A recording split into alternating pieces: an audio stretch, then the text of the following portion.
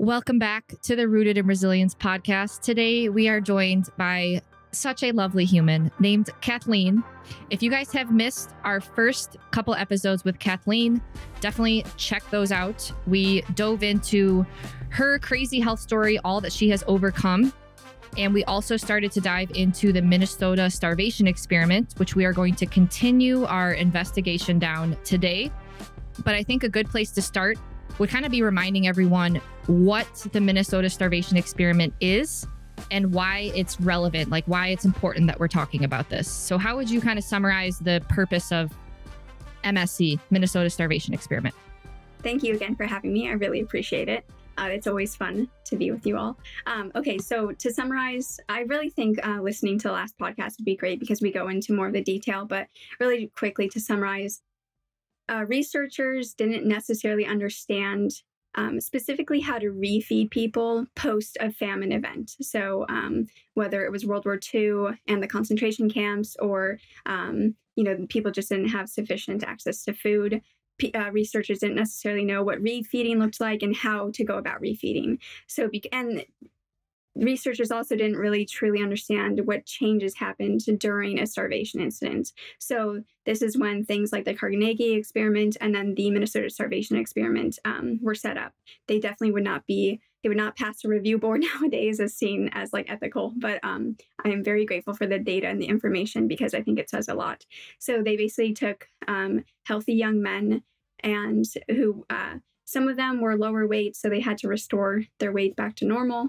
And then some of them were a little bit overweight. So they definitely had them come down to normal at the very beginning. And over a period of multiple weeks, they then went into what I would consider to be a pseudo-starvation state because they were still eating approximately 1,500 to 1,600 calories per day. And then after I think it was 24, hold on. Yep, 24 weeks. Yeah, after the 24 weeks of the pseudo-starvation state, they then went through a controlled refeeding process. And then some of the men stayed to do a kind of ad libitum refeeding process after the fact, where they just pretty much ate to satiety, whatever they wanted. And you saw calories get pretty significantly high during that refeeding process. And the entire time, the researchers are observing them, taking data about all their morphological data, so about their skin, their hair. That's what we're going to talk about today, more the external side of things, and then also taking more the internal data too about like their endocrine system, hemoglobin, everything that we talk about. And why is this relevant? I think it's because a lot of people nowadays are in a low energy availability state, so a pseudo starvation state, even if you believe you are consuming sufficient food and even if you are overweight. So I think that kind of covers both ends of the pendulum, that you do not have to be underweight to be in a malnourished state. And I think that's where a lot of people have some things wrong, is this understanding that if you are overweight, there's no possible way you can be malnourished. I think the other potential oversight is that people believe if you live in the first world, so the US, Europe, etc., like there's no possible way that you can be malnourished because we fortify our food, all of that stuff. So hopefully that was like a very brief summary. I would go back to the second podcast we did for more of an in-depth overview. Well, I truly believe that the symptoms that are documented in this Minnesota Starvation Experiment about what the researchers saw these individuals go through during the pseudo-starvation are very much what people are dealing with today, like histamine issues, body fat, food intolerances, edema, autoimmune conditions, cold hands and feet, kind of like anxiety, even mental side of things. Yeah. Mm-hmm. And these researchers had these individuals in a caloric deficit for a very long time, and then the refeeding. But you can think about this on like even a 7-day schedule. A lot of people go through this very like undulating dietary pattern where they restrict 1,200, 1,300 calories during the week and then just binge on weekends because they're starving. And so they're going through these phases like this experiment was going through. And that has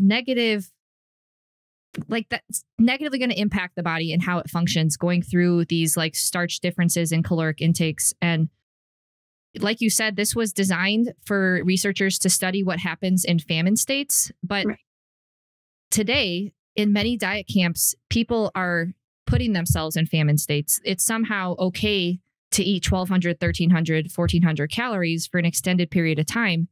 But this research experiment is documenting what that is doing to the body, both like externally and then also functioning internally. And like you said, I don't think we'll ever get an experiment like this ever again because of how unethical it was. But it's really enlightening because I personally can relate to a lot of these symptoms.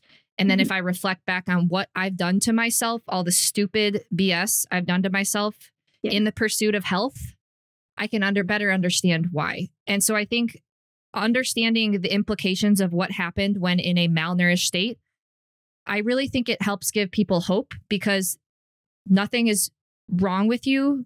It's just you've put yourself in a position where in a malnourished state, of course, the body's not going to function properly and the weakest link is going to be impacted. So I hope that these conversations can kind of help inspire people to better understand metabolism and energy utilization.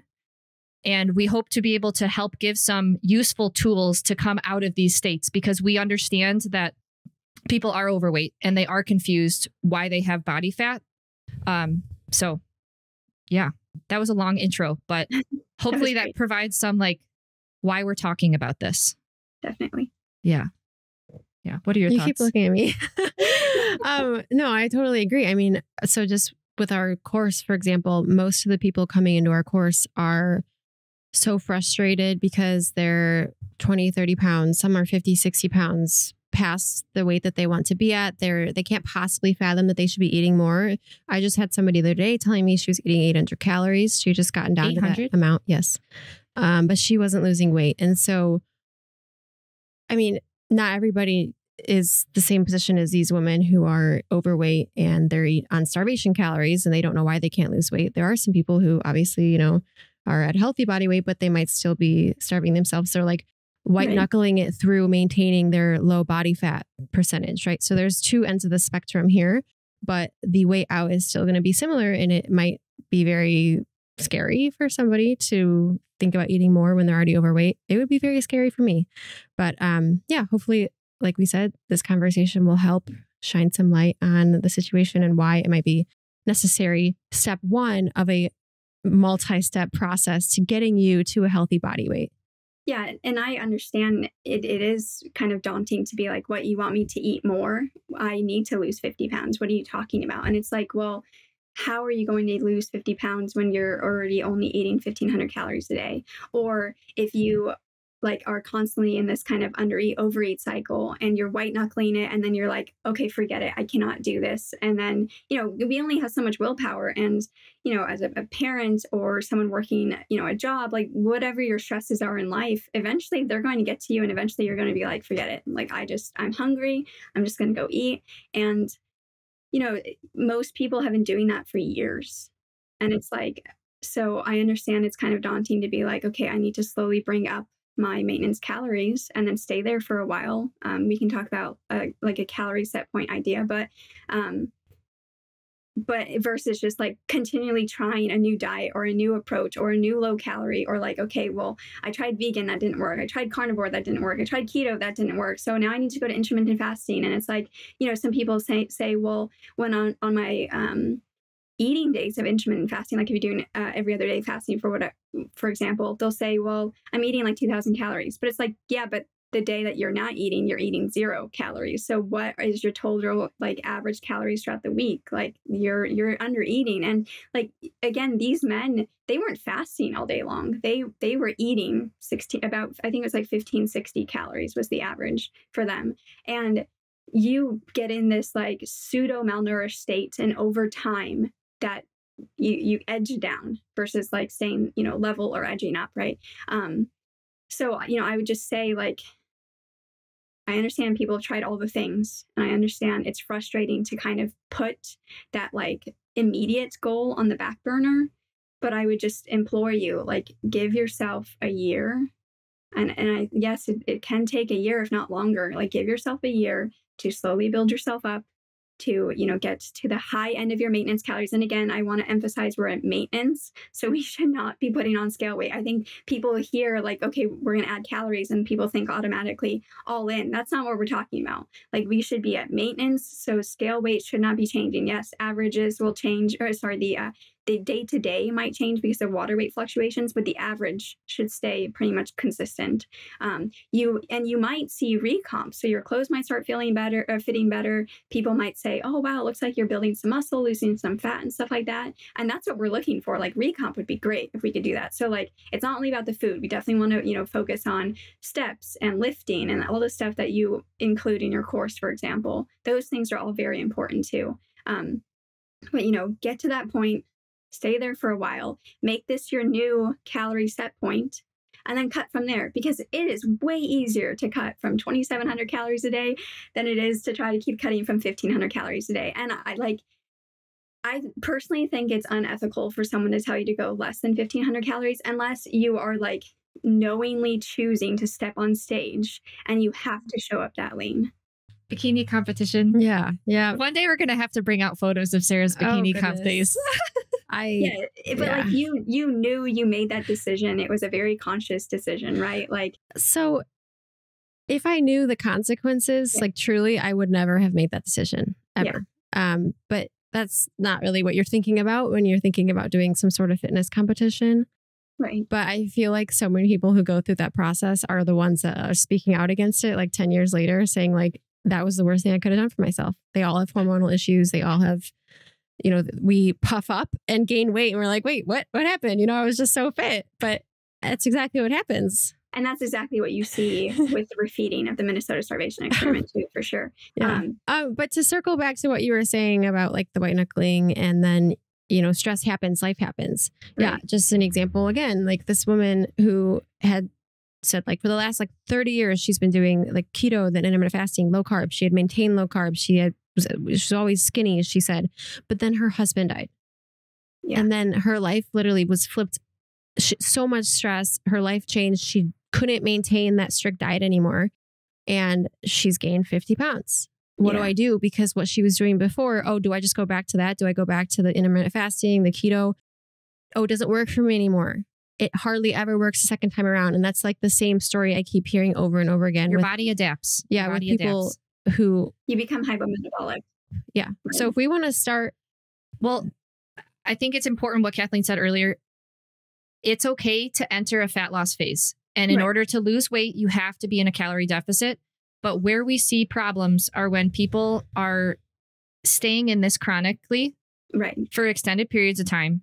Right. If you have been constantly trying to diet, guess what? It's not a time for you to diet. You need to be able to work on your maintenance calories. And what we're going to dive into today and in the next couple of episodes are the consequences of trying to chronically stay in this and to kind of help people better understand why they're experiencing such challenges today to lose weight. Well, can I add to that really quickly? Of course. Because not everybody who does these different flashy diets is thinking of it as a diet. They're thinking of it as like a way of eating, a way of life.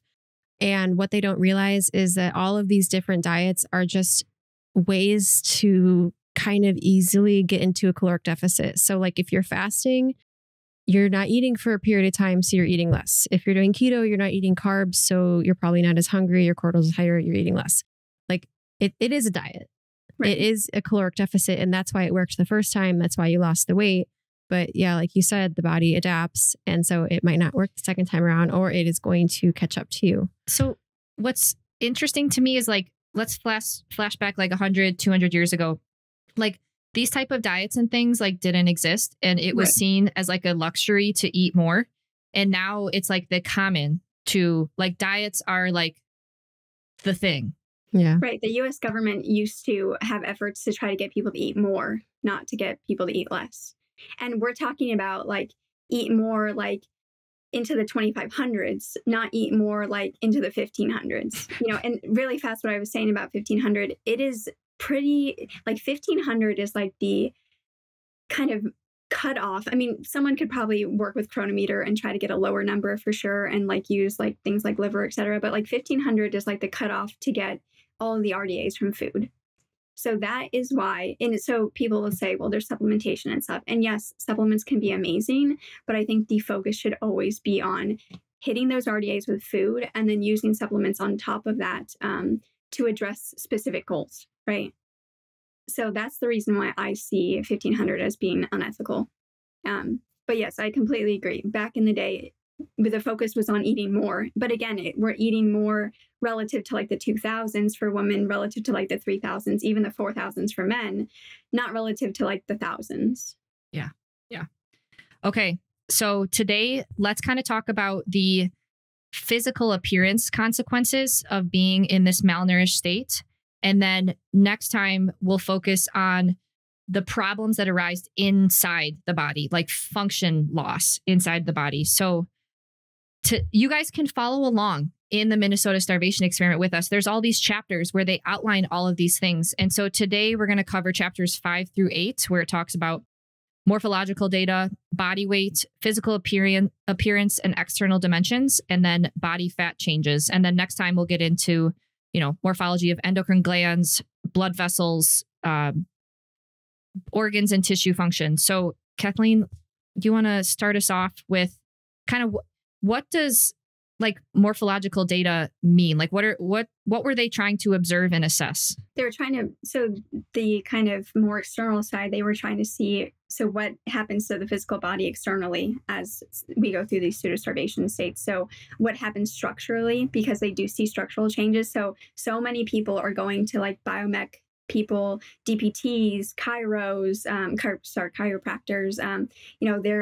people are in pain, people have scoliosis, people have wing scapulas, forward head posture. And yes, I will, of course, say, I think the text neck idea of like constantly being in this flexion state and stuff like that, I think that does play a role in some of these states.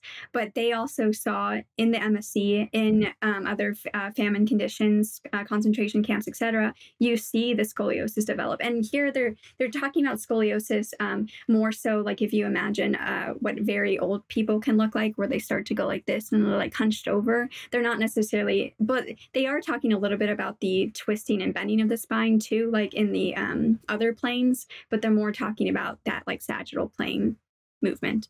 And they see that happen over the 24 weeks of pseudo-starvation. So again, like imagine you're in a pseudo-starvation state and maybe your structural pieces are because of that versus because of something that you have done to yourself, basically. They see that happen, and they also see the wing scapula specifically happen. So, and a lot of people I know are constantly dealing with those things. So that's just an example. The what scapula? Winged scapula. It's basically when your scapulas don't move or like fit correctly on the rib cage. And so for some people, it can be because of like a muscle issue, like for example, the low trap. For other people, it could be because the rib cage, the posterior lungs do not like fill all the way on some people. And so that then like changes a little bit of the contour of the rib cage, and then the scaps don't sit on it correctly. For some people, it can be the intercostal muscles, which is the muscles in between the ribs. And then like this is where you run into people that have issues with like slipping rib syndrome, which is what I had, where or like costochondritis, also something I had. A bunch of different pathologies that you can start to see. Thoracic outlet syndrome. Like there's so many different things that you can see when it comes to the shoulders, the scapulus, rib cage. Something that the APROS team talks about is that we go from using all of our joints, so our wrist joints, our elbow joints, and our shoulder joints, to being more like animals in the ocean, where we more have like flippers. And so we like stop using everything and we just kind of go to one joint, or like you don't even see the shoulder moving. You just see like the scapula moving with like the elbow, for example. That was me, right? And I actually had structural damage too, but they went hand in hand for sure. You can see this with the legs too, where people stop like bending their knee and like picking their knee up. They just like swing their leg forward, and then you have like all these issues. Yeah, like so many things, right? And it's like, oh my goodness. But and again, I'm not saying that it's only the pseudo-starvation state causing this, because injuries happen, things happen. Yeah, I know, light bulbs going on. No, it's so funny. I'm like so slow when I walk, but I'm not really slow. But like sometimes I just historically, it's like I'm like really having to like propel my legs forward to get them to move. It's not like all the joints are working together. It's like log after log. Like, and Brandon's like, come on. He's like pulling me. And I'm like, Brandon walks at a very fast pace. Yeah. But I mean, like I can force myself to walk fast. But if I was going to walk at like what my body would want to walk at, because of, you know, all these past years of just being in a starved state, that has become my normal. I like don't use all the joints. I don't bend my knee. It's just like thump, thump, thump. Yeah. So that is definitely relatable. Yeah. But I would have never put that together with this though. Like I would have just thought, oh, that's kind of just like a laziness thing. I need to wake up more. I need to stretch more. But so you're saying that they saw that connected to the starvation state. Right. And just in general, a more malaise, lack of desire to want to move, lack of desire to want to do like basic tasks. They just want to like sit around more, like, because like we talked about last time, they had to walk which is equivalent of like a 5K every single day. So not anything like excessive. Like people, you know, most people will walk about 8,000. Well, we want most people to walk about 8,000 steps per day, right? That would be a good goal to work up to. And that's for some people is about a 5K if you were to track it. And then they did, you know, some tests every so often. So that involved a little bit of heavy lifting. And then they also did like clerk work. So it's nothing like out of the realm of like normal. It's not like they were having them like move boulders all day long and stuff like that. So, but yeah, as the kind of starvation state went on, you saw that they didn't want to do as much. They just wanted to kind of sit around. Like if they got a break when working as like a clerk, they just like sat down or like leaned against the table. I don't know about you all, but like, oh my goodness, when I was in the Navy, I would like, when things got really bad, I would just like lean against things. Or I did this thing and they called it cat loafing because my name is Kathleen. And so people like to call me Cat sometimes. And so I would literally, whenever I had an opportunity in the wardroom, which is where the officers eat, I would just go to the side where we have like a little lounge and I would just like lay flat on my stomach and just like try to get like 5 minutes of sleep in. But I would literally just like lay there because you're so exhausted in this state. And again, like, people don't think, like, if you would have asked me then, I would have said, there's no way I'm malnourished. There's no way I'm under eating. Like, I need to lose weight. Like, what are you talking about? You know? But I was very malnourished and very under eating. So, well, I imagine that you weren't even aware. Right. Like, you're not really aware that you're like just leaning up against things or just your body's trying to not move because it doesn't have the energy to move. I also had this issue too, and this is a like hallmark sign of B1 deficiency, but it also just like B1 deficiency is a huge thing in the low energy availability state, so it's all involved. But because the LEA with B1, you need sufficient glucose, right? That's like the big thing. And it's funny to me, or it's like sad to me, because people fearmonger about glucose in B1 and they say, oh, if you're B1 deficient, you shouldn't have glucose. But that's not how it works. You start giving someone B1, PDH starts pyruvate dehydrogenase starts working more. You need glucose coming in. Like, so if not, people become hypoglycemic. So I think that is the wrong advice. But anyways, I had this thing where I'm like a small person, right? I'm only 5 feet tall. And I didn't like understand where I was in space. I ran into walls all the time, like all the time. I would just go boom, right? And I'm like, what the heck? Like, where did that come from?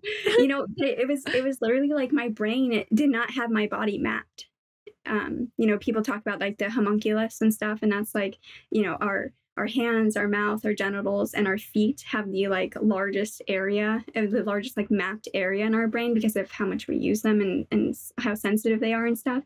And it was literally like my brain was like, I don't know what's going on. I don't know where your limbs are in space, like anything like that. And so, you know, first of all, I bruised like a peach, especially my lower legs. But then I would get bruises all over the place because I would just be slamming into things on accident, you know, or like hitting my head. Like, goodness gracious. Anyways. Would you say that bruising is a common symptom seen as well? Like just like excessive bruising at even just like a light thump? Yes.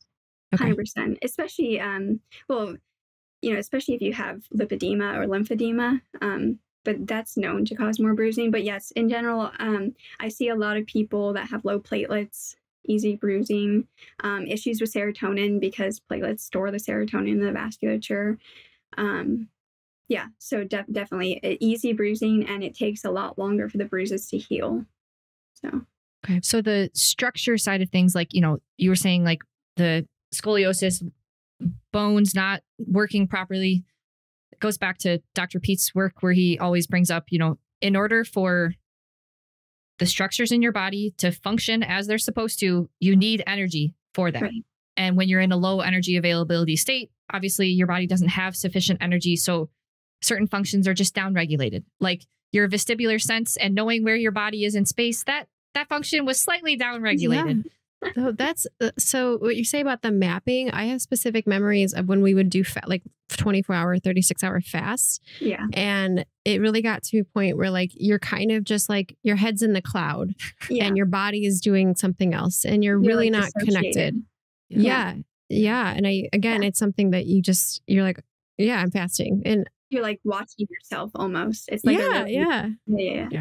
And then, I mean, maybe you hit that like high cortisol state and suddenly like you're back, but that's obviously not desirable.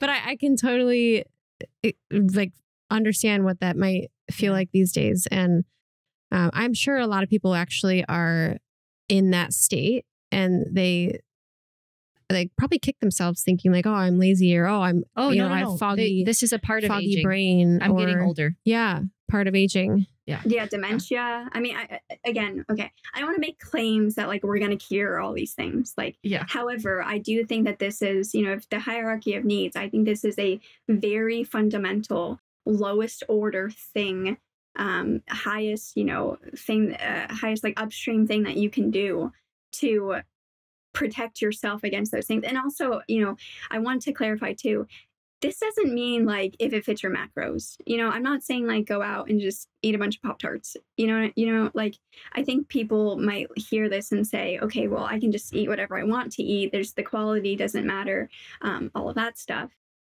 But that's definitely not what we're saying too. This isn't like, you know, obviously people need to do the best that they can with the foods that they have. Like, the people live in food deserts, and that's a really real issue. And the price of food is a really real issue. And I can people are probably like, these people are crazy right now. Do you know how much it costs for like a gallon of milk or like, you know, a dozen eggs or whatever, like, or, you know, even fruit, like, you know? And so I understand that what we're talking about brings on so many other stressors too. The financial stress, I mean, it's just so many things. So I can very much empathize with where people are coming from. But, you know, I would prioritize this again as the lowest order thing, because until you get this right, how do you know what else is there? Especially because, like, you know, we keep talking around it, but like it's seen in MSE, so many of the symptoms people face nowadays are contained in pseudo-starvation. So until you give yourself time to deal with these things. And again, it's time. It's not like, okay, I'm going to, you know, slowly build up to 2,700 or 3,000 or whatever calories, and I should be like good in a month. That's not how this works. Like every day, every hour, every minute, like over time, these things start to get better. And so again, we talked about the 80%, like we want to start seeing like 80% of a month or so, like being in a much better state. But we go through sine waves, you know, we want to see the sine wave increasing, but things happen. So, you know, it's not going to be like perfect overnight. It's not like flipping on and off a light switch, for example. We want to see the slow improvement over time. And so, you know, I think we talked a little bit about the edema piece last time, but I think something that scares a lot of people when they start slowly refeeding is this edema piece. And I want to read a quote from the MSC because you see this all the time at the beginning of refeeding, reverses, etc. But it says, in individuals with disturbed water balance, the shifts in body water can affect markedly the apparent nutritional status as judged on the basis of body weight. Dehydration, taking at times the form of a clinical edema, masks the degree of starvation.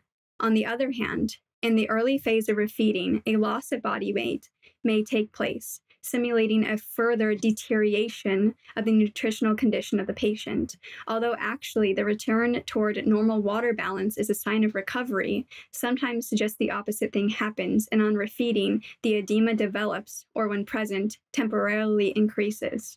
This, of course, will give a very erroneous picture of an improved, quote, nutritional status, end quote. So real quick there, I think it's important for people to remember that your body weight comprises of your bones, your organs, your fat, and your muscle, but also the amount of hydration.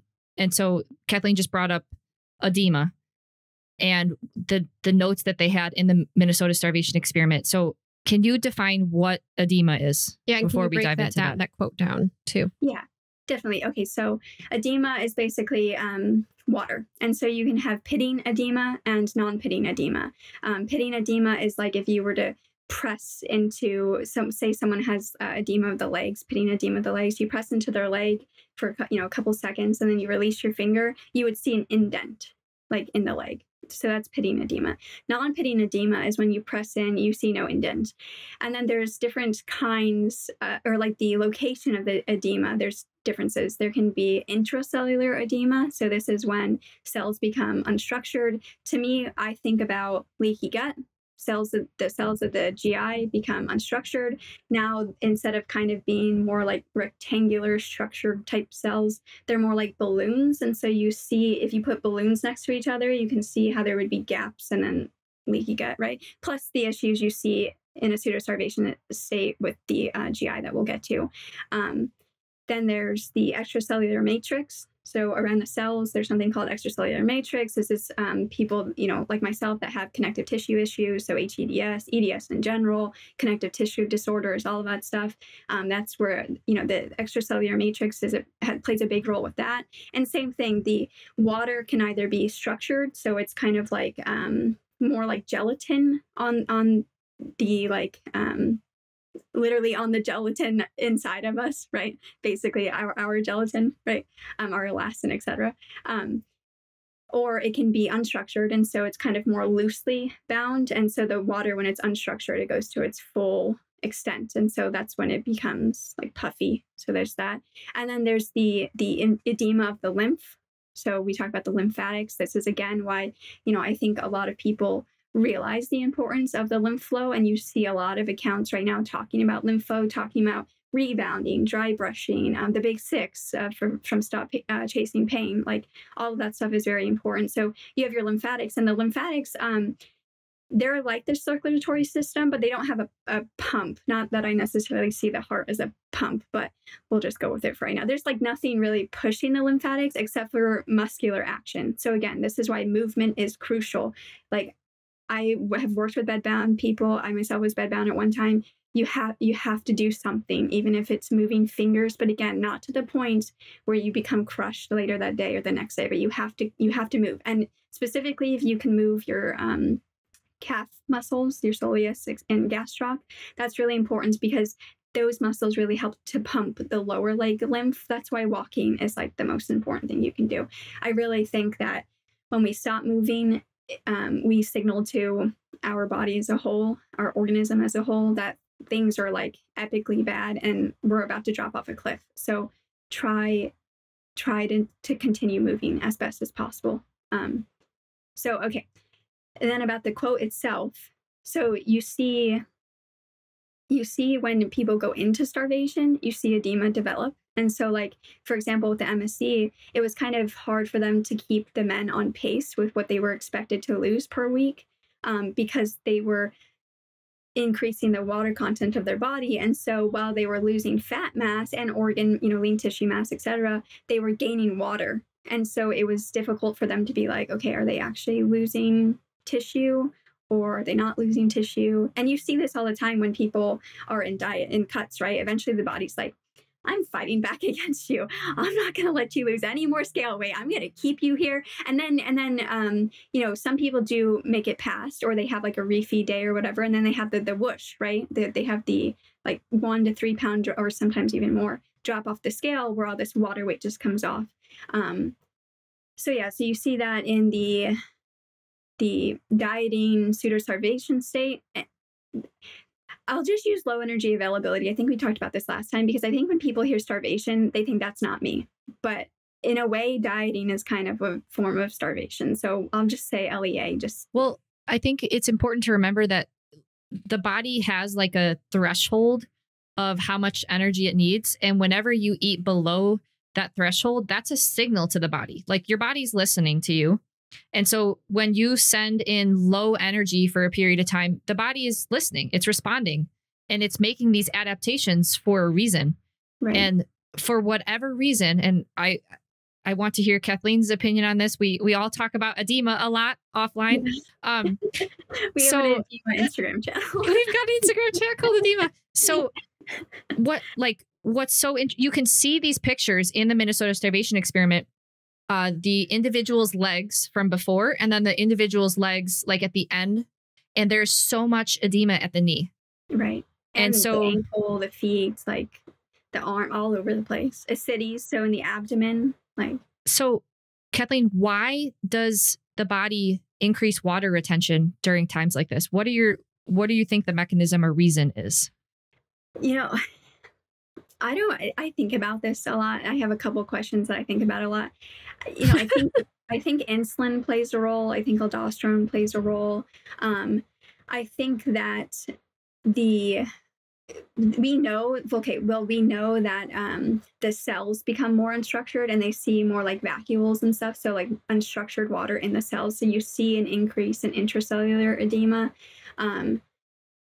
You see an increase in the extracellular matrix edema. You see the increase in the lymphatics edema. And lymphatics edema to me is kind of one of the more easy ones to probably describe. Like you're just not moving as much because you don't have the energy to. And you're also losing some muscle mass. And so, you no longer have that like pressure dynamics of moving the lymphatics. So that one to me makes a lot of sense. So intracellular edema to me makes a lot of sense too, because from like Dr. Gilbert Ling's work, you stop producing sufficient ATP and so now the amino acids aren't unfolding correctly, which means that the ATP, because the ATP is what allows that to happen, and then the water associates with those amino acids. So I think that's probably why.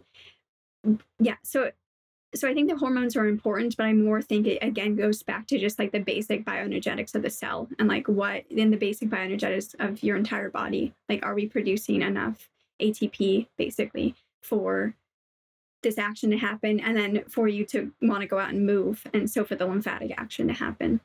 Yeah. So, because Dr. Pete had a newsletter at one point about edema, and he kind of talked about how he thinks estrogen plays a big role in that. Right. And so, like you said, hormonal imbalance. But I know Kathleen believes hormonal is kind of like a downstream impact of the biggest issue, which is the low energy availability. And so could it be similar to like, you seeing the bones curving in, the scoliosis?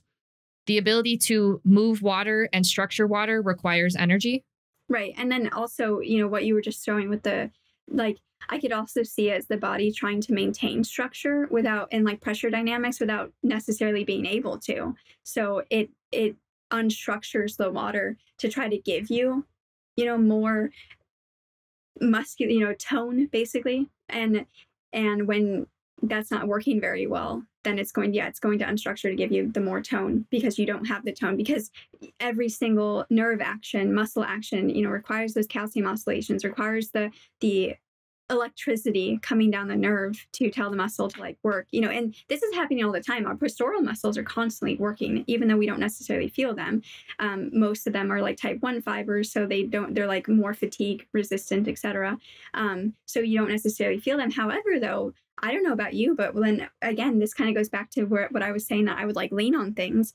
I would start to feel my erectors, like all of that stuff, really get fatigued back when I was in that state, because they were fatigued, because they're like, we don't have enough energy to do this. I also, when I would get bad rhabdo, it started to hurt to breathe, and it became very challenging to breathe, and it like very scary thing, right? Because it's like, I have to breathe here. And then you become like much more aware of your breathing. You become like starved for oxygen, or like air hunger is what people call it. Like, it's so many things. So so I think there's probably multiple reasons that the edema happens, but I think it's probably because it's your body trying to compensate for the lack of tone elsewhere, the lack of pressure elsewhere. And, they talk about in MSC, so talking about estrogen and stuff, a lot of people think, well, if you're getting sufficient protein, the edema shouldn't be an issue because protein helps the vasculature not be so leaky. And that's where estrogen comes in, right? Because estrogen can make the vasculature leaky, where progesterone is supposed to make it not so leaky and stuff. But they found that that's not the case. Like they during the refeeding, there was 3 groups. One that was just refeeding with calories, one that got the same calories, but some micronutrients like B vitamins and some minerals, and I think a couple of fat solubles. And then the other group that received protein, a protein supplement. And the group that's received the protein supplements, there was it was not statistically significant that their edema, et cetera, their condition, et cetera, improved faster than the other people. I have a quote here that the protein supplemented group did not encourage more muscle regain in the refeeding state. And so again, just kind of showing like energy is king. Right, exactly. Yeah, they found that carbohydrates were the most important thing too. Now, people will say, well, this was Ansel Keys that was doing this and he's biased and, you know, blah, blah, blah, blah, blah, blah, blah. But all I can say is anecdotally, that's what I see too. That's how it was with me. But I will also always say, like, you need to go off of your intuition. Like, if you start something and you start craving more protein, you start craving more fats or whatever, like, please eat them. You know, like there's a reason your body's telling you need some more stuff. So, and again, we're talking about objective. Like, it's one thing to be like, okay, I really like eating this thing, even though it makes me feel horrible afterwards. That's not what I'm talking about. I'm saying, like, if you eat this thing and it objectively makes you feel better afterwards, then that's what your body wanted. I think sometimes it's okay to eat things that don't necessarily make us feel good. But again, it's like a conscious decision that you're making, that I know I'm going to enjoy this mouthfeel or whatever, or taste whatever, and then I know I'm going to have like brain fog for the next 4 hours. But that's okay because I want to do that, versus being like, I'm just going to eat this because someone told me to eat this, or I just feel like eating it, you know? Yeah. Yeah. And then so the rest of that quote, so during the refeeding period, so this is again when they're actually eating again, increasing their body weight, etc. There's 2 phases that they see. One is that swoosh, where you lose even more weight, and this can be really problematic, especially if you're already like way underweight.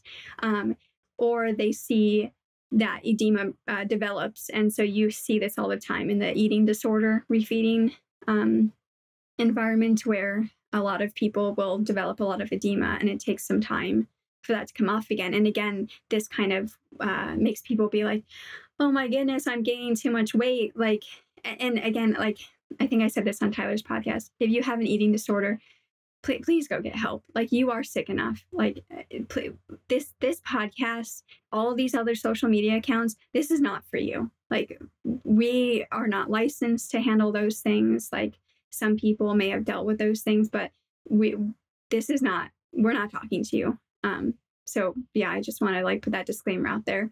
But yeah, so a lot of people, when they start to refeed and when they start to increase their calories, they see this like increase in scale weight really fast. And they're like, oh my goodness, what's going on? And it can take some time for that edema to come off. And so they think, well, I just like gained 3 pounds overnight and now it's not coming off. And now I need to go back on a diet again because I can't handle having 3 pounds of added on me. But eventually it does come off. It just takes some time. Like, for some people it can take 3 to 6 months, depending upon how bad of a low energy availability state you were in.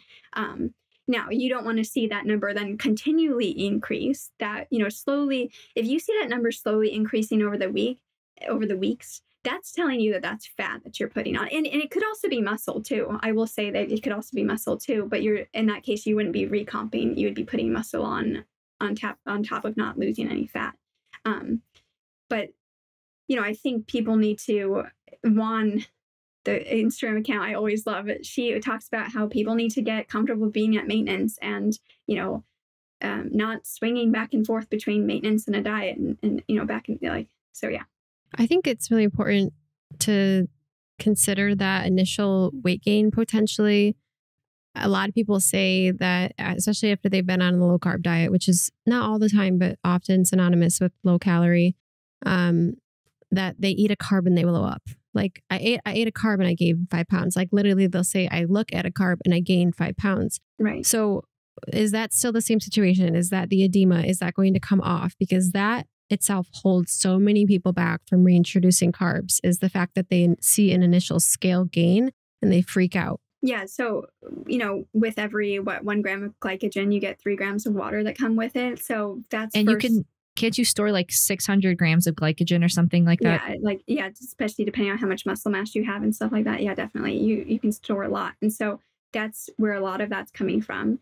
Also, insulin is now telling the kidney to like hold on to electrolytes and stuff. So that's going to change like the volume, your like hydration status. So yeah, I think there's a lot of stuff that goes there. And I think aldosterone is mixed in with this, the renin system, like all of the renin angiotensin, I cannot talk today, but you know what I'm saying, the RAS system.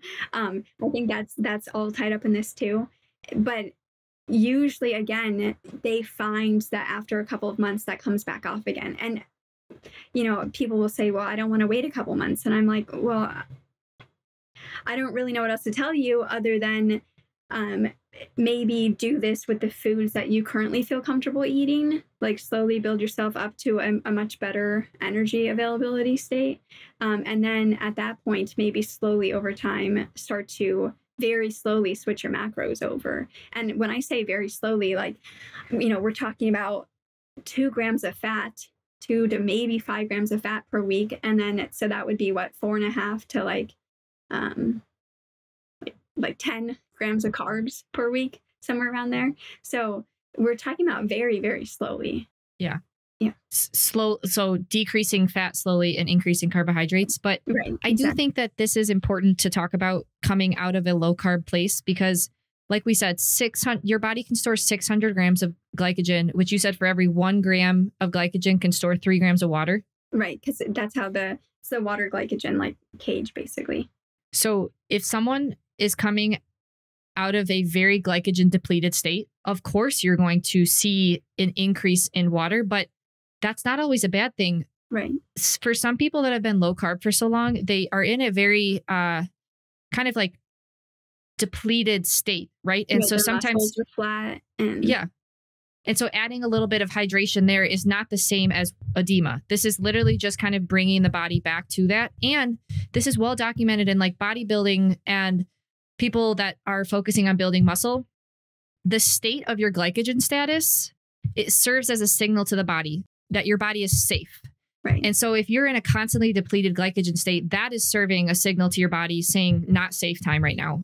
There's weird stuff going on. Like thyroid conversion, for example. You need sufficient liver glycogen for thyroid conversion. And so many people are concerned about thyroid conversion right now. And it's like, okay, well, that should be the focus, right? Like, why are we jumping on medication instead of focusing more on these other things first, And so I guess when you're making a dietary change or adding in calories, you may see a small increase in your weight. But like Kathleen pointed out, what we don't want to see is just a line raising. Right. If you see a small bump and then level off, right, like she said, it could go back down, or that may just be your new hydration state as you fix your maintenance calories and you master your maintenance calories. Exactly. Yeah. So temporary. Yeah. Right. Yeah. Well, it could be your new forever line, but most people, it will drop back down again but it can take some months for that to drop back down again as like, hormones, et cetera, start to renormalize again as again, like your electrolyte status, all of that stuff comes back into balance. I think something that's also important to cover about what happened with the body weight changes is how quickly they gained fat coming out of this. Yes. And you do see this with people a lot. And so, Kathleen, can you talk a little bit about, okay, so they did 24 weeks of a caloric deficit. So this pseudo starvation, 24 weeks. And then they took a few different groups to reverse out of it. And those groups did different strategies. So one group added calories really quickly. The middle group was middle ground. And then another group was a very slow reverse. So could you talk a little bit about what happened with that body weight and body fat changes as they came out of this very low calorie state? Yeah. So the ones that were less calories, they ended up having them match the other group because they're like, we need to get them out of this state now. And people won't want to hear that though, but then they gained a lot of body fat. And the reason why people don't want to hear that is because like nutritionally, you know, it's hard because you don't want to put on a ton of body fat that you then have to take off, because body fat in and of itself, it can be very inflammatory. But to like restore them back to their original weight, they found that they had to do this. And like Ashley said, when they started the refeeding process, they found that their body fat increased way more compared to their muscle, their organs, their bone, etc. weights. And then so what happened was that, and you see this all the time with people, their weight during this entire thing, basically, so if they started, we'll use that part of my door right there, they went down and then they shot up, but they overshot their initial weight, and then back over time they started to level back off again to their initial weight. That was, let's see, that was refeeding. That was 58 weeks later. So we're talking an entire year later of refeeding.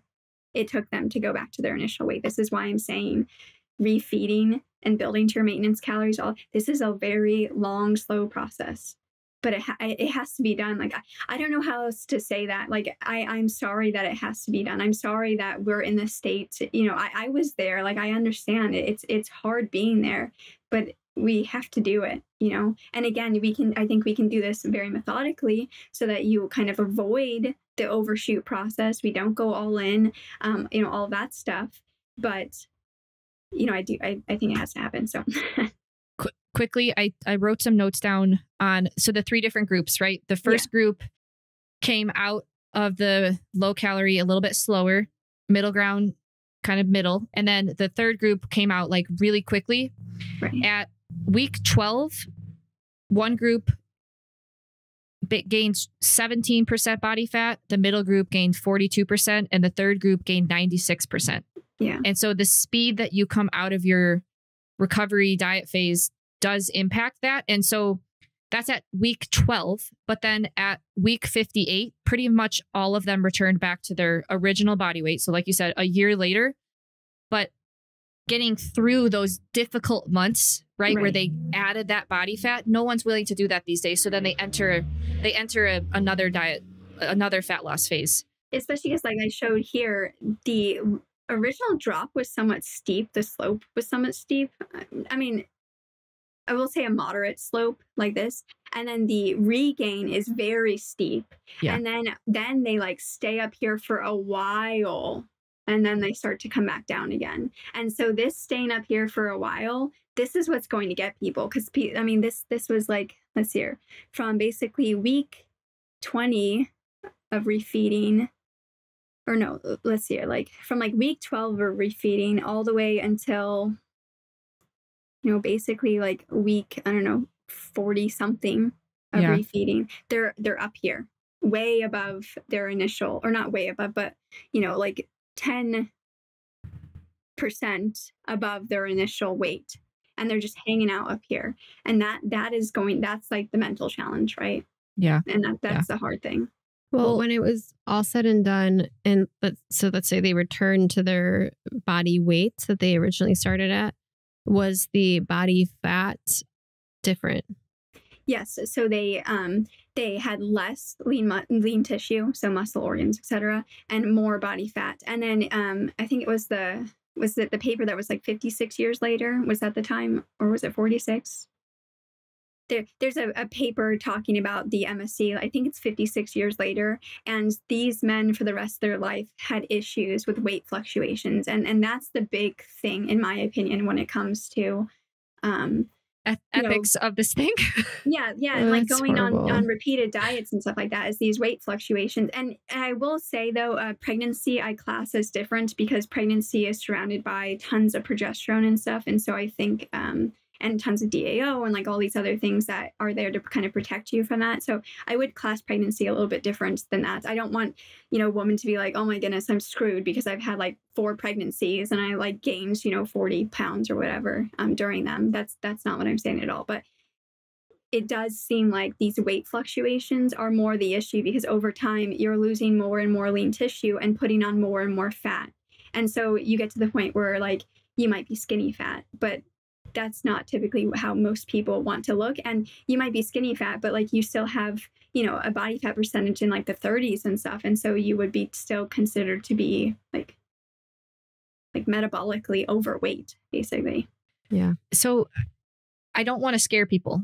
Right. So Exactly. basically what we're saying, like what someone could interpret of what we're saying is like, oh my gosh, never go on a diet, because if you try to do that, you're going to regain your weight and regain in body fat. Yeah, or if you start eating more, you're going to blow up. What we're sharing is like, there are consequences to trying to do this all the time. Like you should not be trying to chronically lose weight. You should not be in these low calorie 1200 binge cycle, because in those binge cycles, you're going to lose muscle mass potentially and gain more body fat.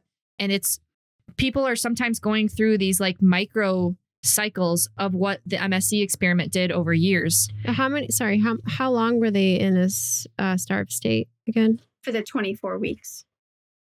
What does that equal? 24 so weeks. That's basically 4 weeks in a month, so about 6 months. Okay. That puts a lot of perspective on things. Like, that's not that long. I mean, and Ashley and I we're all like, it's mostly like a fun venting session, but we're like massively complaining about our past selves. And I'm always like we kind of just go back and forth, like banter, like, oh, I've never been the same since we did like this or that. And like, but seriously, I mean, again, like just to relate to people who are listening to this, like I know Kathleen had her own massive amount of time in a starved state. Ashley and I did a full year of fasting and then a full year of carnivore diet where like I was eating 1,200 calories or less for a period of that time in a competition prep. And so that's 12 months. That's double the experiment. And I always say to Ashley, like, I've never been the same since. I can't, like my body, I can't like maintain the same leanness. I have to just like fight. I'm white knuckling everything. And so, I mean, that was 4 or 5 years ago. So would be considered way out of that. But for these last 4 to 5 years, I never truly let myself sit at maintenance. I constantly tried to fight the state that my body was in. And so I'd kind of go up in calories and then I go back down and then I go up and then I go back down. So it's this like constant fight. And I mean, I'm in a much better place now. I've, consulted with Kathleen. I've had a lot of help to get to where I am today. But it is very true that once you put yourself through this, it is very hard to get back to where you were before. And it's very easy to blame the carbs or the calories or this or that, when in fact, it's not that's the problem. It's the state that your body got into. And yeah, so we can't blame these tools that we might see as the reason that we're gaining weight, or we're seeing the scale go up because now we're eating carbs again, or now we're eating more calories. But it's not that. And I don't know how to get people to understand that, because it was very challenging for myself to go through this. So I totally understand why people are so frustrated right now. Before keto and carnivore, during adolescent years, we were under eating. Yeah. Like I can say this with 100% confidence. If I ate enough growing up as a young girl, I would not have experienced the challenges and the problems that I did. If I would have just eaten enough during puberty, adolescence, I probably would have been okay. I mean, so I think I have a case study here. I have a twin brother. So yes, we're not identical twins, obviously, but he drank like a lot of milk and stuff. And also he's a boy, and so there was differences there. He was like eating my parents out of like house and home, right? But he ate significantly more than I did. And it wasn't that I was necessarily like restricting myself in any way. I mean, at least maybe not consciously. I think maybe subconsciously there's always that thing there when it comes to women. But he has some things, but nowhere near the extent, like orders of magnitude different, the extent and health timeline. And also like, I'm only 5 feet tall and my brother is like, I don't know, 5'11" or something like that. Like he's way taller than I am. So, and you do see this, like recently Stan Efferding was on Derek's More Plates, More Dates podcast, and he was talking about how he didn't sufficiently go through puberty because he was under eating as a child as a teenager, because he was doing things like wrestling, where they were doing repeated weight cuts to make the wrestling team and stuff like that. And you see that, yeah, exactly. And you see this all the time where like children not getting, I think when it comes to children, and Dr. Ray P also said this too, I think it is very important for children to really make sure they're getting sufficient protein. That is like with my sons, that is something that I very much focus on, is that, up until a certain point, I think that whatever their pounds, whatever their weight in pounds is, they get equal grams of protein for that. And there's so many reasons for that, but a big one being sufficient zinc. That's hugely needed for puberty. And then also too, a lot of people say, well, my children don't want to eat protein. They like have a meat aversion. And we see something called clinical anorexia. So this is not anorexia nervosa. This is a lack of desire to want to eat. So it's not an eating disorder. It's just, you literally don't have a desire to eat. But you see this in children, especially when it comes to things like meat, because of a B1, a B12, and or zinc deficiency. B1, B12, and zinc are all in meat. And so that's why I think it's very important for those protein, especially for children. See, look, this podcast is not sponsored by Ansel Keys. I wish that we could get to the younger generation. I mean, I agree. Like, I wish I could get to myself and be like, again, it wasn't that I was like consciously restricting when I was younger, but I definitely needed to eat more, and we're talking about like, we were the latchkey generation. And so things were a little bit different then and stuff.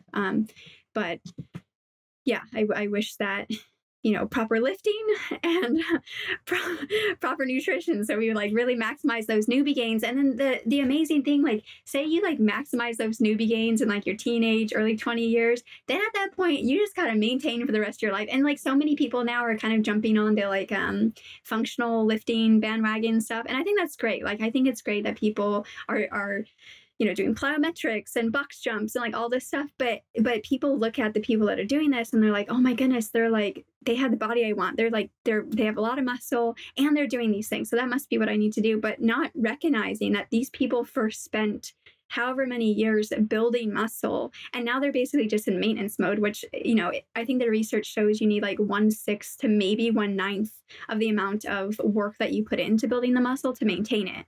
And so they can do all of these things now and be in maintenance mode and maintain that muscle. So like that would be the most optimal thing in my mind, if we could get to the younger generation and say, you need to eat sufficiently to put on muscle. You need to have like a really solid lifting program and stuff. Put on that muscle. Enough calories, and not just protein, but like calories and energy, carbohydrates too. And then you maintain that for the rest of your life. And, go play tennis, go do what you love to do, but like do that.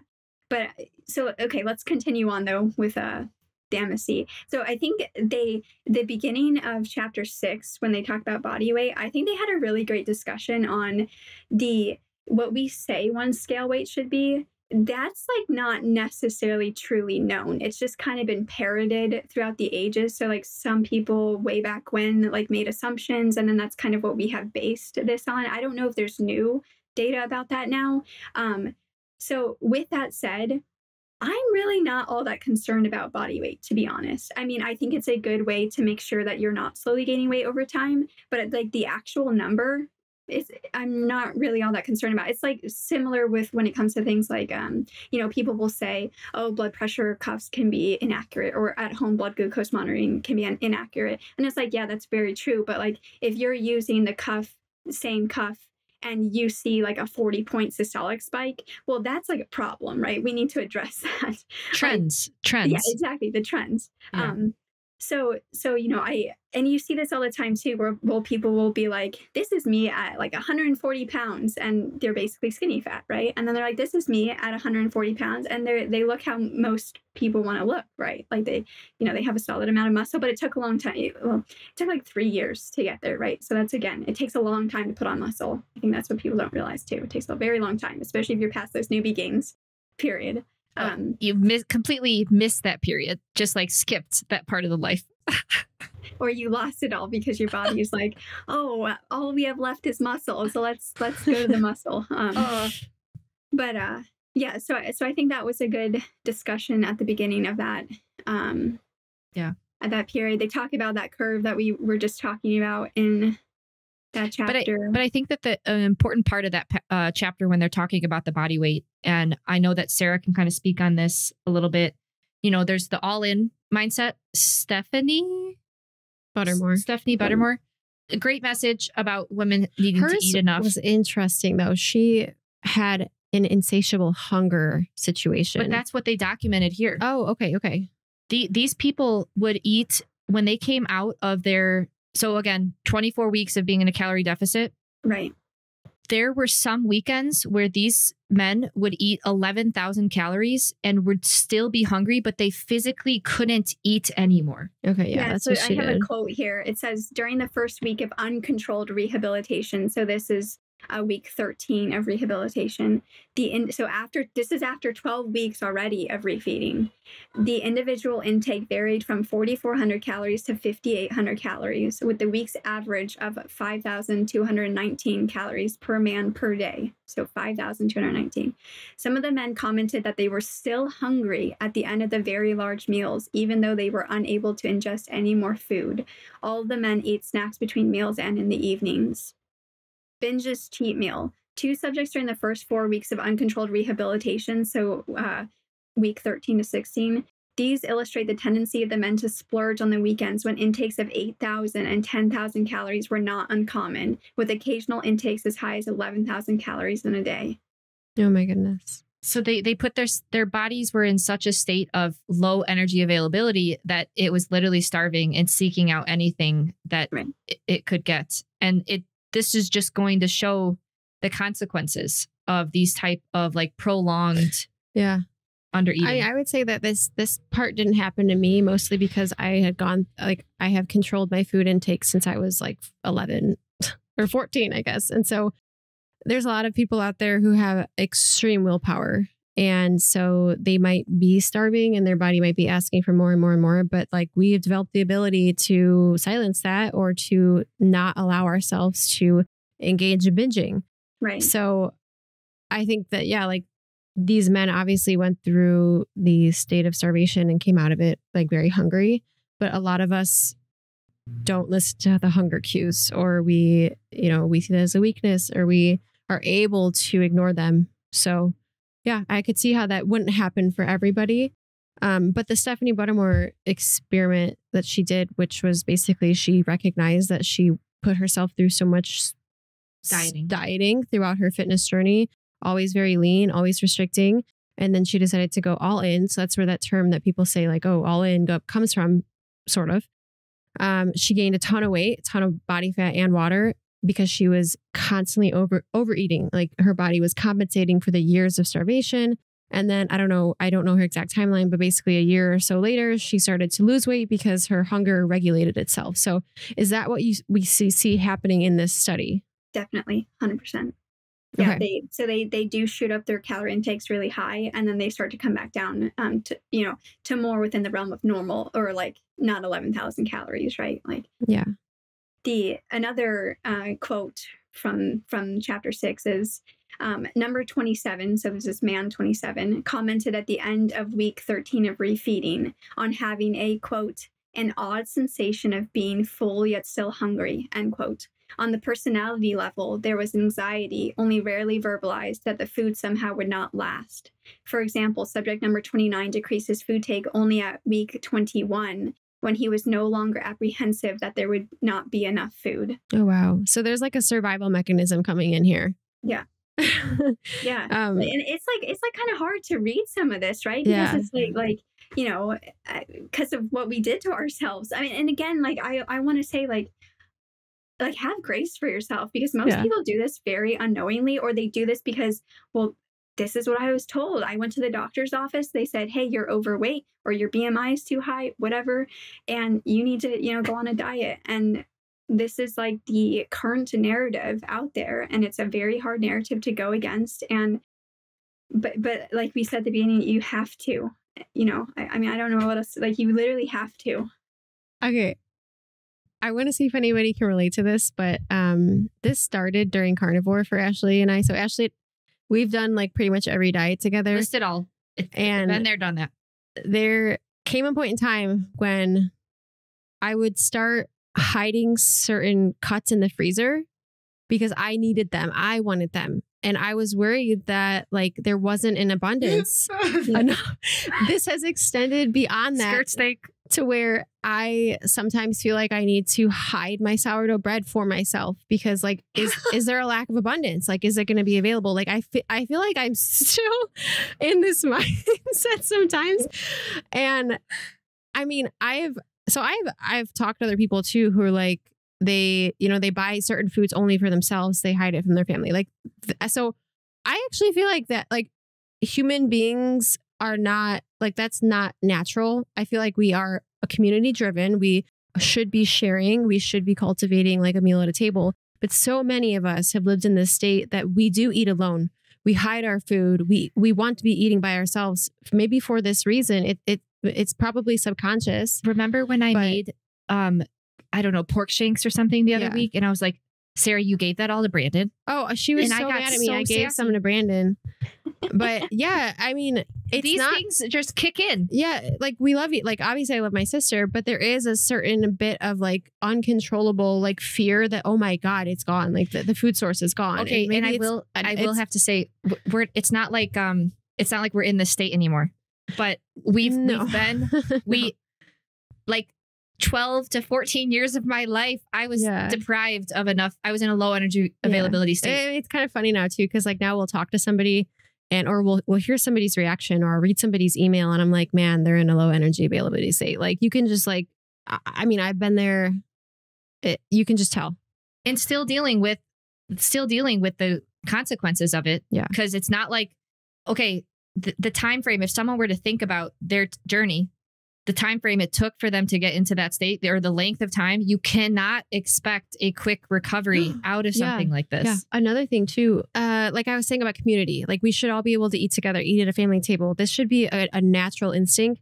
When you go down these paths, these diets, eating disorders, whatever you want to call it, like I said, you kind of start eating alone and you get really irritated when somebody messes that up for you. So like Ashley, like if you go and bother her during her meal, like that's a problem. Okay, my breakfast time is my sacred time, though. It's the only quiet part of the day. So it's just funny because I'm not saying there's something inherently wrong with you, but I do wonder if that trait stems from years of your body being like, okay, is there going to be more food? Yeah. Right. And so now it's presenting itself as your mealtime is sacred time and nobody can bother you during that time. Because maybe like, seriously, like it might just be a instinct that you're getting is like, I need to sit down and eat this meal. Yeah. So I'm sure that 90% of our listeners experience this, like, and the food saving, food hiding. Yeah. Yeah. Well, and then you have people that end up with things like binge eating disorder and you know, all that stuff. So yeah, 100%. And this is why I say again, like you need to have grace for yourself because most people, it's not like we went into this like being like, okay, I'm gonna put myself in low energy availability state. I'm gonna like, you know, I'm gonna jack myself up. Like, people go into this being like, no, I'm trying to help myself. I'm trying to fix myself. Like there's something, you know, I have psoriasis or eczema or I have anxiety or you know, IBS or like literally whatever it is. And so they start hopping on these things because they were told, well, this is what's going to solve it. And you just kind of you just dig more and more of a hole. And so now you have to come out of it. And so again, like really, really have like grace for yourself that yes, it's going to take some time. And yes, you did this unknowingly, but now you know better. And so now you're doing better. Right. Exactly. So I want to comment on the body weight changes that we see during the low calorie time. And then also the refeeding time. So we see like the weight goes down during the calorie deficit and then it goes back up and it overshoots what they originally did. And then it eventually goes back to normal. Yeah. And it's still a little bit above normal, even at 58 weeks. It's like maybe 2% or so above normal still. So they did give themselves that time to return back to somewhat normal. But like you said, 58 weeks, 52 weeks, that's a very long time frame. Yeah. Where you see people at is this like continuous teeter-totter between low calorie and then weight overshoot. And then they're like, oh my gosh, I've got to go back to low calorie. They go down again and then they go back and down and up. And they never go back to eating enough for their body to re-regulate. But I think that this is where I'd like Kathleen to provide some insight, because the all-in approach, Stephanie Butterworth, and what these people did during this experiment, that may not be what you advise. So let's say that someone is in this low energy availability. What, instead of, just eating as many calories, insatiable as like 11,000 calories a day and potentially gaining weight, how do you recommend someone coming out of this low energy availability? So again, I want to preface this with, this is not if you have an eating disorder. If you have an eating disorder, I really implore you to go work with someone that will get you there safely, because, refeeding syndrome can be really, really difficult when it comes to things like phosphorus, when it comes to potassium, like especially the electrolytes, right? It can be really hard on the body. So please do not do this yourself. That's what I'm going to say. Okay. Given that, like I said, I want to see people stay in maintenance.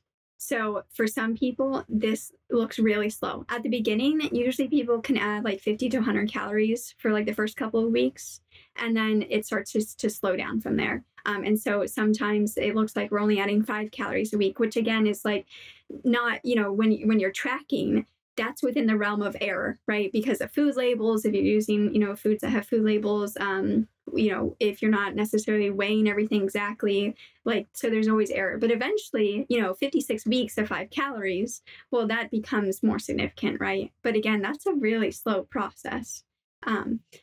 So then the question becomes like, okay, well, how high do you go? And for me, when I got to 2,800 calories as a 5-foot tall woman, I'm like, you know what? I love eating, but I'm good. I could you don't want another potato in that meal. Yeah, exactly. Maybe I could go higher than 2,800 calories, but I'm good. And so that's basically where I basically stopped at. And that's kind of what, that's a good metric. But I also think the better metric is this 44 to 48 times your kilogram of optimal body weight. And again, optimal body weight is such a nebulous term. So you're just going to have to do the best. Your optimal body weight is probably not how much you weighed as a teenager or your early 20s. So, That's hard. That's hard. That's a hard concept. Yeah. I know it is. Especially if you've been gaining muscle though. That's definitely not your optimal body weight anymore. But slowly work your way up to what you believe to be your optimal body weight. And if you're still going, if things are feeling good, if you're still feeling hunger signals and all of that stuff, and then continually slowly, increase. And the whole point of this is that I want you to get to know you. I don't want you to be reliant on someone else. I don't want you to be reliant on me. I want you to know these are my signals. This is what it feels like when I'm hungry. This is what it feels like when I'm satiated. This is what it feels like when I know I'm not getting enough food for recovery for my workouts, all of that stuff. And then this also goes into things like your period and so many other things too, right? I think that we are so removed from ourselves. Been there, done that, still trying to tune into myself because I was disconnected for so long. Yeah, I think so many are. And so I want you to know you. And at the beginning, I think tracking is very important because a lot of people don't know themselves and they say, okay, well, I'm satiated, I'm good, I'm not hungry anymore, but yet they're under eating. They're only getting 1,700 calories and they think they're getting 2,700 calories, but they're not.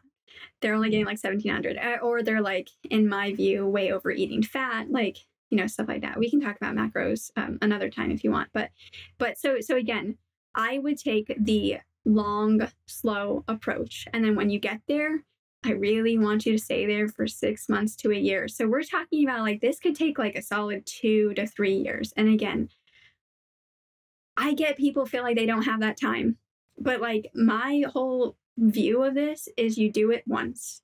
Okay. You get there and then it's okay, now I need to cut. You go to a 6 to 8 week, really intense cut, which we can talk about in the future. But I want to talk about the cut. The only problem is that I feel like if we talk about the cut, people are just going to do it without giving this time. Exactly.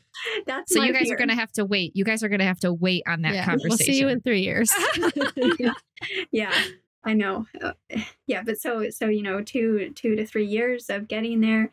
do a cut, come out of a cut, be at maintenance, your build back up to your new maintenance, be there for, at least another 6 months or so, maybe do another cut if you need to, until you get to where you are. And then once you're where you are, you start to auto-regulate, but without it turning into an under-eat, overeat cycle again, which is what so many people get into this place in the first place. So that's how I like to personally work, deal with this.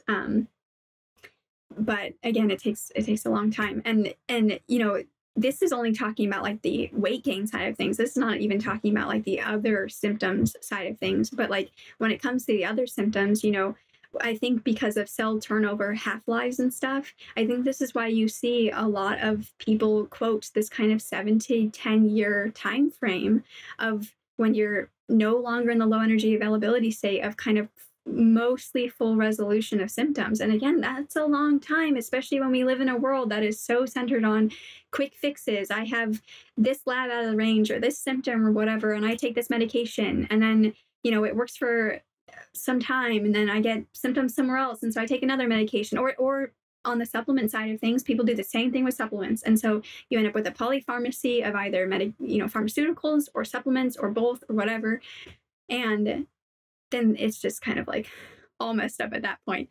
So I don't recommend that at all. And again, I have grace for yourself and empathy for everyone that's going through this, because so many people are going through this, and really you just have to go through it. Like you have to get to the other side of it and come out of it. And I understand that is incredibly scary, because you're basically being like, okay, I'm going to trust these 3 women on this podcast.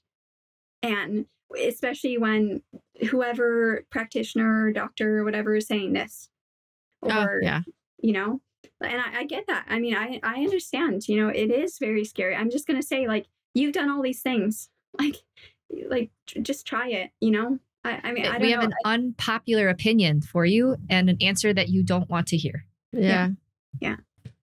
Or you could pay somebody like $5,000 a month to put you on a flashy diet with a ton of supplements. Right. That works. It just seems that works until it doesn't. Yeah. Right. And it might work for a little bit, and it might help for a little bit, but these things always come back, or they always show in a different way. When you don't ever address the low energy availability state, like I said in the first podcast, my body gave me so many signs, so many. And I was like, no. But you're a white knuckle person. I can make it through. I'm stronger than this. And then it's like, fine, you're not going to listen to me. I'm going to make you pass out, and like we're going to not be able to walk anymore. And I can laugh about it now and stuff, but in the middle of it, it was like freaking scary, especially when I'm like leaned over and they're doing a spinal tap, and it's like the worst experience of my life. And getting brain MRIs and spine MRIs and like all that stuff. Like, I'm glad I can laugh about that now. But, and it took my body getting to that point to be like, okay, well, I guess I have to do this. And I just think that a lot of people aren't there yet until they get there. And then either they don't intuitively understand this. Like, I'm so grateful that I ended up like just intuitively understanding this, or someone keeps promising them, a fix. And then they end up at like the Mayo Clinic or, wherever, and they have CFSME, and they just go downhill, downhill, downhill, downhill, downhill until they die. Right. And you see this all the time, and it's happening more and more and more with things like long COVID, all of that stuff. And I don't want to see people get there. But some people, I think, have to get to this very bottom point to finally be like, okay, I'm going to try this. You said Mayo Clinic. One of my signs that my body was telling you, Ashley, you are a low energy availability, was I didn't poop for 9 days. Yeah. And we didn't know what was happening, but like very clearly, going back to that, it's like, Ashley, you're not eating enough. I went to the Mayo Clinic and they had me eat radioactive eggs to try to track the eggs going down my body.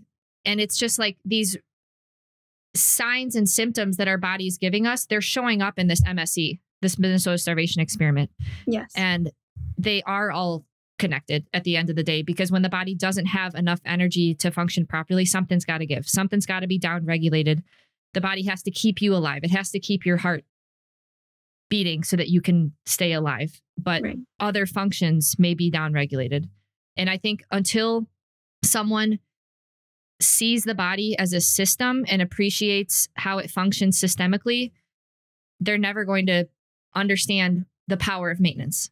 Exactly. Because maintenance calories is how you fuel your body properly so it can start to turn things back on. It's going to take time. And so you build muscles so that you have the energy to go be with your children. So you have the energy to, make love to your spouse, like, whatever, like everything. What would you say to somebody who says, well, I mean, this must mean my maintenance calories is 1,200 because this is where they're maintaining their weight?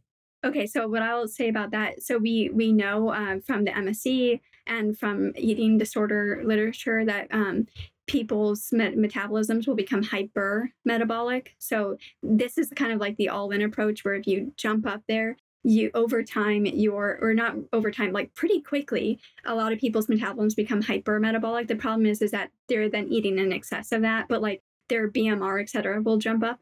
And then with that said, I think the most important thing to realize is that the maintenance calorie range is very large.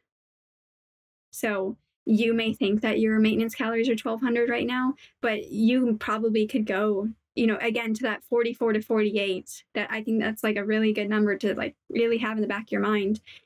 That is like normal. That is like for like nitrogen balance, et cetera. That's like normal. So that should be what your maintenance calories is. And so again, if you're at 1,500 calories or whatever, and you're like, okay, well, if I try to eat more, I start to gain weight. Well, first of all, I have another quote about that in a second. But the thing that I would say is you're just going too quickly.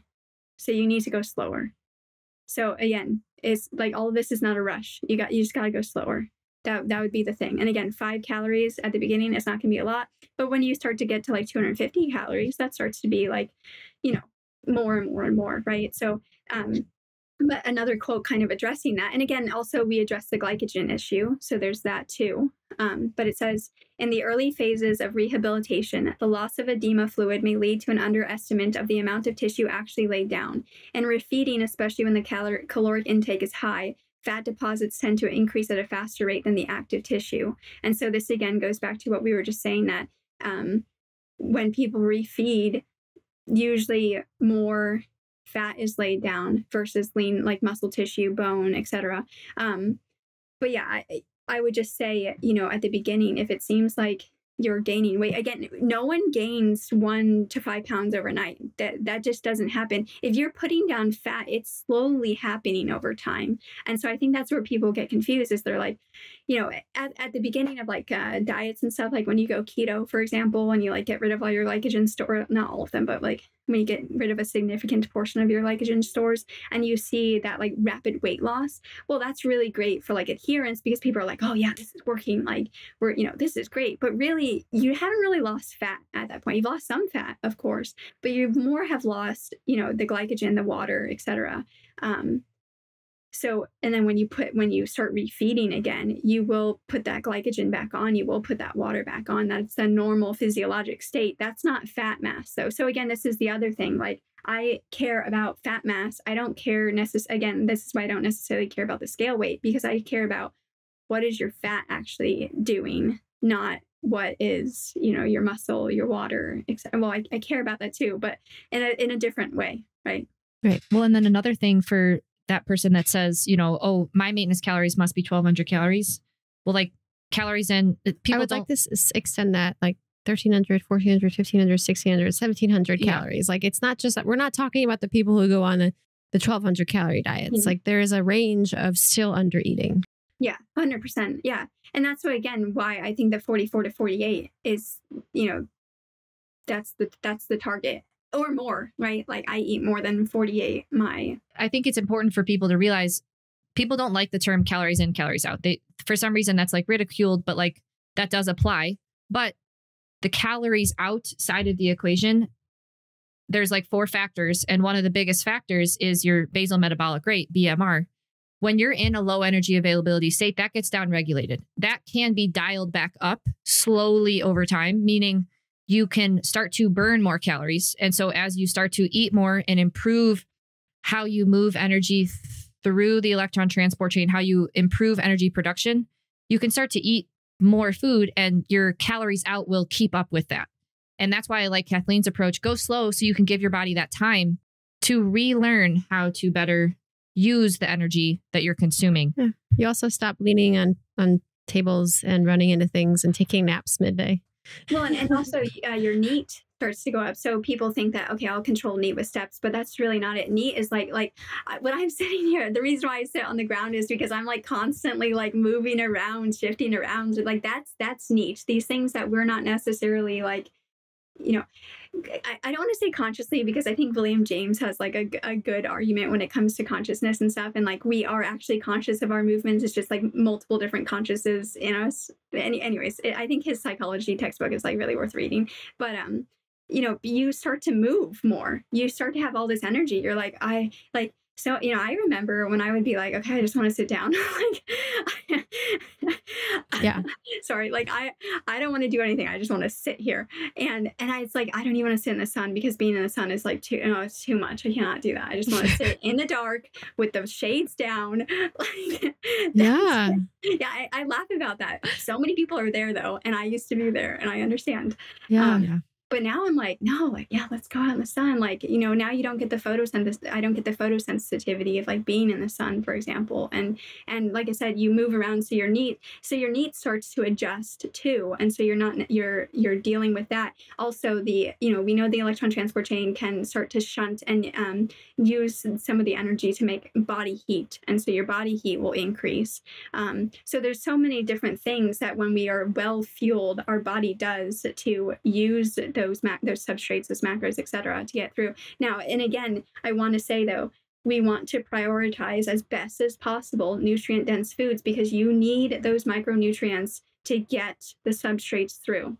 You know, you need B1, magnesium, and then everything for coenzyme A. So that's, you know, B5, ALA, ATP, and cysteine to get pyruvate into the citric acid cycle. You need all those things. So it is vitally important that you get nutrient dense foods as best as possible. Don't just go to Pizza Hut.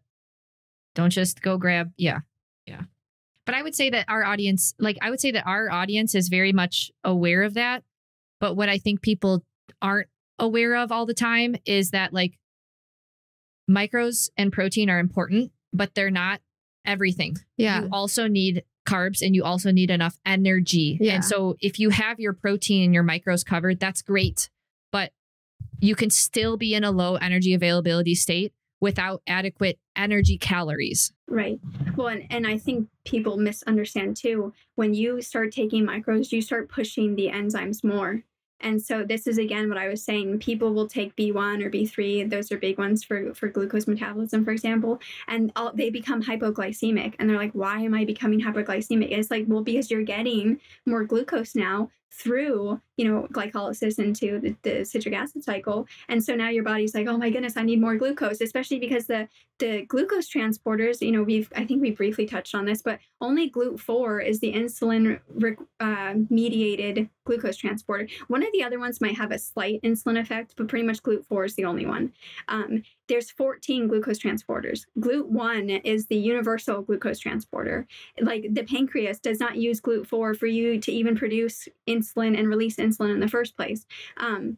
But so as you are making more ATP, your glucose transporters and also the BCAAs, fatty acids, et cetera, those transporters are starting to operate better because you're getting things through now, right? So it's like, okay, we're making space. It's kind of like an assembly line in a way. We're making space. More stuff can come in so we can make more ATP. So as you start to free that up, now you're drawing glucose from serum, and that's when you can become hypoglycemic, for example. So, so again, like Ashley was saying, you need sufficient glucose. And again, I think we talked about this too. People, are really on the bandwagon for taking like phosphatidylserine and glycine. They are in the glucose pathway right there. You take G6, I'm pretty sure it's G6P from glycolysis. G6P is glucose 6-phosphate, and that becomes serine, and that serine becomes glycine. And glycine, well, we know all the benefits of glycine, right? And it's like, well, why are we having to supplement glycine or maybe take so much collagen, gelatin, et cetera, especially if people don't necessarily feel good taking them, when we just need to make sure that we're optimizing our glucose intake. And then this also goes to the other side, glucuronidation. People are really focused on glucuronidation before the fat solubles, for estrogen detox, like all of that stuff. Glucuronidation, you make glucarate, with glucose. So again, people are all concerned about cortisol. Cortisol is lowered from the insulin response because insulin is anti-catabolic. And so, instead of taking things like ashwagandha, et cetera, that then can cause further issues with like apathy and stuff because of its effects on like the serotonin receptors, like, why are we not just focused on sufficient glucose, So what she's saying is like, the better you are at using glucose, you can get these benefits without having to like do this all the supplements, extreme amount of supplements. Yeah. So because of, it sounds to me like the fear of carbs, insulin, glucose has really pushed this need for supplements, basically. Yeah, I think in many ways, for sure. Yeah. 100%. Because people are constantly reacting to things in the GI. This has a big part of it because we haven't gotten there yet, but like they see a huge change in the intestines in terms of the overall weight. But cortisol is supposed to go down to, I say down, but it's like leaving the adrenals, right? And it's supposed to go to the intestines to stop you from having an over response to something, because it is normal for our for the gut associated lymphoid tissue, the GALT. It is normal for our immune system, et cetera, to kind of be like sampling our environment. Like Ray would talk about like the field effect, right? And so like when we eat food, it's telling us something about the environment, right? Like where it was grown, how, the sunlight, like all of that stuff, right? And the cortisol is supposed to go down there to stop you from having an over response to that. That is normal. That's not pathologic. It's supposed to do that. If cortisol is constantly trying to focus on keeping your blood sugar stabilized, because without blood sugar, you will die. If someone has ever had hypoglycemia, it is the worst thing in the world. Hypoglycemia will kill you acutely. Hyperglycemia will more kill you chronically, unless you have like ketoacidosis and stuff that happens. But so like people look at cortisol as this like evil person thing, but it's really not. It's keeping you alive. And again, it's doing the best it can with what you're giving it. If you're not giving enough glucose to raise insulin high enough to lower cortisol, well, then now it has to be used for all these other things to keep you alive. And that's where I think it becomes, pathologic in that situation. Because again, the low energy availability state. I honestly think that, I think that the physical appearance is what people care about the most, truthfully. Yeah. Well, so a few things we didn't talk about would be the Raynaud's, right? That's coming up. That's coming. Oh, it is coming. That's all that's coming. Yeah. Oh, it's coming. Okay, well, that's coming, guys. But I honestly think that that's the most interesting part of this. Right. Is the physical or the internal? The internal changes that happened from the starvation experiment. Yeah. And so that, we could quickly run through chapter 7 if you wanted to. Okay. You're cutting into my sun exposure, Kathleen. Oh, I'm sorry. No, chapter 7. What was chapter 7 again? Oh, the physical appearance. Physical appearance and external dimensions. Oh, we did say we were going to talk about that. I have a few notes on so you talked about the ribs becoming prominent and winged, iliac crest becoming prominent, and think of how many people you see that have that like ribs going out like that. I definitely had that as a young girl. Rib flare is like all the rage right now. People are doing everything to try to address rib flare, like trying to do all the like internal oblique stuff to bring those lower ribs down and stuff, like tons of TVA work to bring all of that stuff down. When you definitely, again, I'm not saying that there, posture and other things don't contribute to it, but you see it here. So, Yeah. And there were also some like consistent areas in the body that lost muscle mass, which I think is very fascinating. So they saw loss of muscle in the upper arm and upper thigh, the most. Which, like, if you think about skinny fat people, they have very thin legs and very thin arms. Yeah. When I would get rhabdo, I would lose most of the muscle, or I would lose a lot of muscle in my triceps and in my hamstrings. So that definitely fits. Ah, yes. Yeah. And then they saw a large degree of atrophy affecting the facial musculature. And I think we should talk about this more because we talk about this all the time in our edema messaging group. But you see a lot of people that go on carnivore, specifically like high protein diets, that almost look like they have rabbit starvation, which is like a very interesting thing because like assuming it's said that if you get enough fats, you shouldn't develop rabbit starvation. But it seems like a lot of people are developing like a, pseudo low version of rabbit starvation. And I think that's emaciate. What did they call it? A degree of emaciation of the face. Right. And they said it looked like swollen eyelids. And so again, changing physical appearance based on low energy availability. Right. Yeah. Because they say at times and in some of our subjects, edema masked the degree of emaciation and gave the face a bloated expression with swollen eyelids and puffiness of the cheeks. The neck became thin with a more marked reduction in the transversal than in the osteoposterior direction and appeared long. The clavicular outline was sharp and the hollow deepened. The padding of the shoulder girdle was greatly reduced with a marked decrease in the breadth of the shoulders. Again, so many people have major vascular issues going into the neck, tendinitis issues. I mean, thoracic outlet syndrome issues. Like, there's so many things all seen right here. Let's see here. This was, I think, a very important note. Changes were gradual, so staff and the men didn't really notice, but the pictures did. Take progress pictures because you will see changes in yourself, and it's going to be like, oh my goodness. There was the changes in standing height that we talked about. They also changed body type. Yes. Yeah. Which you hear all these people, if you go on Google and you search ectomorph versus endomorph versus mesomorph. If you're in a bodybuilding, you've probably figured out which one you are. And again, this goes like what you just said, take progress photos because they saw the men in this experiment go from one body type to the other. Right. Oh. Yeah, and then it says another quote, in the later stages of rehabilitation, especially in the interval from R20, so the rehab 20 week to 33 week, they saw a soft roundness became the dominant characteristic, reflecting the tendency to a relative obesity. So again, this is kind of like that skinny fat idea that so many people deal with. Yeah. Yeah. Supplements, even protein, sometimes made it a little bit better. Others made it a little bit worse. So again, that's why they said it was statistically insignificant. And the loss in the muscle tissue in the specific areas, I just think that is the most common thing you see. I forgot about one, and that is the butt. So they saw the loss of muscle in the upper arm, the thigh, and the butt. And so if you think of like skinny fat, you see very thin limbs, but a lot of fat and weight in the midsection, probably trying to just keep the internal organs hot and alive. Everything gets in. Why would a body that's struggling with energy availability, why would it waste having muscle?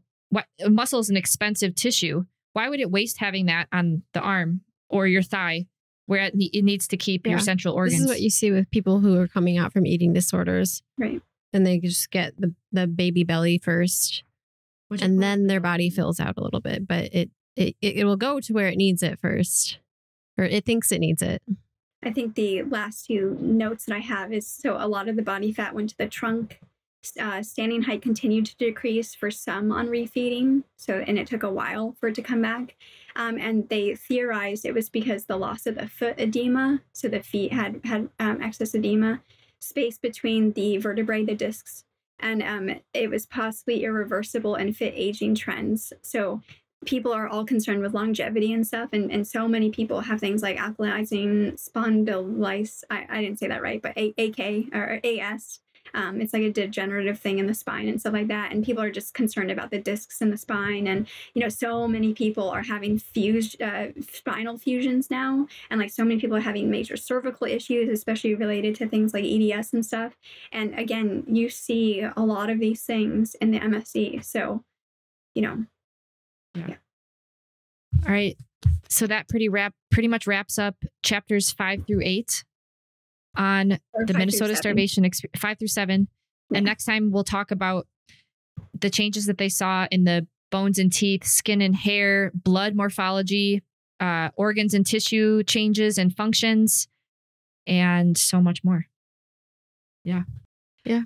So thank you for coming on the podcast, Kathleen. I know this has been a heavily anticipated episode. People have been asking us nonstop, when are you having Kathleen back? So we can't wait to share this with you guys. And until our next episode. Hold on. Oh. If you guys enjoy Kathleen, make sure to send her a coffee. We include some links for Kathleen's information. Follow her on Substack. Support her. I truly, I've said it before and I'm gonna say it again. I really think that Kathleen has a really wonderful picture of how the body works and has taken the work of Dr. Ray Peat, Chris Masterjohn, St. Georgie, so many individuals and like tied it all together. And it's a not restrictive approach and very like realistic. So there will literally be a link that says buy Kathleen a coffee. So go click that link. Yes. Thank you. I appreciate it. Yeah. I think the biggest thing to take away from this is that there's no quick fix. And I don't think there's any way to go through this more quickly, nor do I think you want to, because if you could snap your fingers and change this overnight, it would be so destabilizing to every facet of your life. You know, you are this person right now. If you were to completely change that, your relationships, everything would be different. So, and I want you to know you. I think that's like the biggest, most important thing. Get to know yourself. Like, you don't have to rely on other people. If you eat something and it objectively makes you feel worse, why are you eating it? You know, like, I don't care if they tell you it's like the most magic food available. Why are you eating it? Eat something that objectively makes you feel better. And over time, you know, work to increase, if that's what you want to do. If you want to increase diversity, that's great. But until you can get there, eat what makes you objectively feel good. That doesn't mean that I think that people should go on all these elimination diets and stuff. And if anything, I think we talked about this before, but I think there's a threshold effect where you might not be able to handle like a cup of something, but you can handle like a third of a cup, like 3 times a day. So you basically have a cup, because it's much harder to add than it is to subtract. But yeah, get to know yourself. I'll just leave it there. Thanks so much, Kathleen. You want to end it? I interrupted you. No, I was just saying until next time. Okay. Ashley used to say behave like an angel. I kind of always think stay of that. Rooted in resilience. Oh yeah, stay rooted. Okay, we changed it. Stay rooted in resilience. We tried.